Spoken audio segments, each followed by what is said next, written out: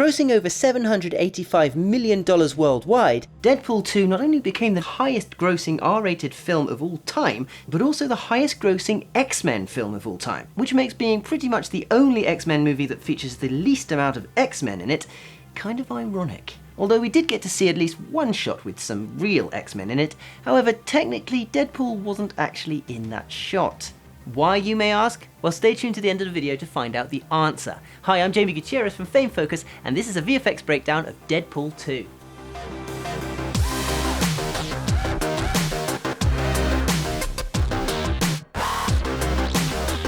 Completing 655 VFX shots and 23 sequences, visual effects company Double Negative certainly did take the lion's share of the VFX work in Deadpool 2.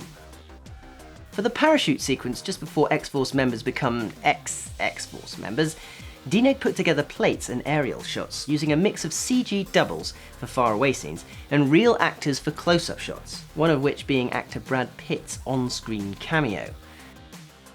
Although personally I didn't think the facial expression quite matched the scene and it looked like they just pasted on a bad photo. The scream doesn't really match either, making him look like he's screaming with his mouth open rather than his mouth shut. I want to try something here. Let's see if just by removing the scream and choosing a better photo, we can improve the realism of the shot. Really? Do you think that's moving in the right direction? Let us know in the comments. And don't be nasty.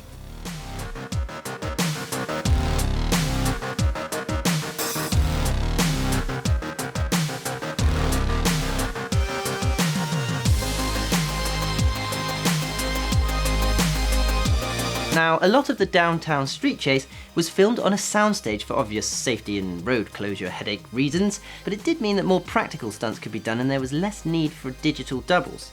That said, CGI was still used in places like, for example, when Cable jumps out from an exploding trailer. Pretty awesome. Scenery looks reversed. Hide it with smoke, smart move. As well as all of the shots of his arm which were done entirely with CGI.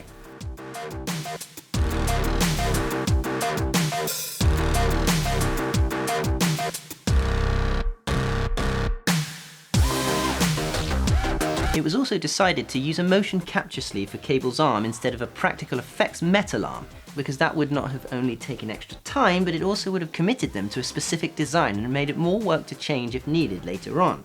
This is because using a prop sleeve would add extra size to his arm, increasing the amount they would need to remove should they want to remove the arm, making the whole thing counterproductive. And with the render quality and lighting match these days, DNEG were pretty confident they could add a digital arm seamlessly anyway, so... As for Cable's chest and neck, they did use a combination of CGI and prosthetics. DNEG also worked on fire fists in a white hot glowing fists, translating the concept art into the final effect on screen. Okay, so now for some pretty challenging and kind of controversial VFX work.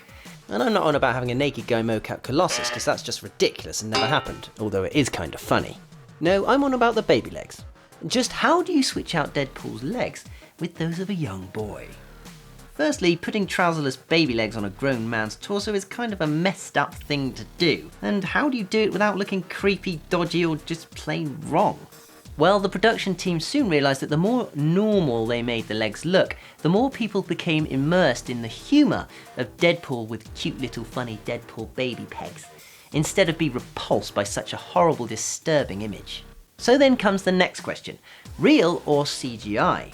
Well, DNEG went with CGI, as sticking a stand-in toddler's legs onto actor Ryan Reynolds would have meant trying to sync up two different performances and may have also compromised Ryan's performance as Deadpool. Plus the legs walking across the room had to be CGI anyway to better control lining up with Deadpool's walking. But how do you shoot the scene? Do you make a hole in the couch and have Ryan kneel inside it and add on CGI legs in post? Well, while they did initially explore this idea, they soon realised that not having legs free may have also affected Ryan's body language too much. So in order to get more of a natural feel, they sat him normally but put markers on his legs. This made the performance more genuine and allowed Ryan to almost suggest some performances for the legs. Also, having childish poses that look funny on a full-grown man, or adult poses on childlike legs for each time it cuts back to him, made the gag even funnier. For having him walking on his infant-like appendages, DNEG did some quick mocap tests, having Ryan walking on his knees, which actually ended up looking quite good, and also gave him the height they needed. All that was left was to make sure he didn't lean backward or forwards too much, because it wouldn't actually be possible to do that if he had short little legs. So for realism, he needed to stay as upright as he could. And finally, we have the shot of the X-Men in the XMen Mansion, which I said Deadpool wasn't technically in, and that's because he wasn't. Deadpool 2's production team sent lineup data and camera lens info to director Simon Kinberg, who was a producer on Deadpool, but also happened to be the director of X-Men Dark Phoenix. Handy! So while filming Dark Phoenix, he managed to get them a cheeky little shot of some mutants, matching the camera angle and lighting, ready for Deadpool to be superimposed on top.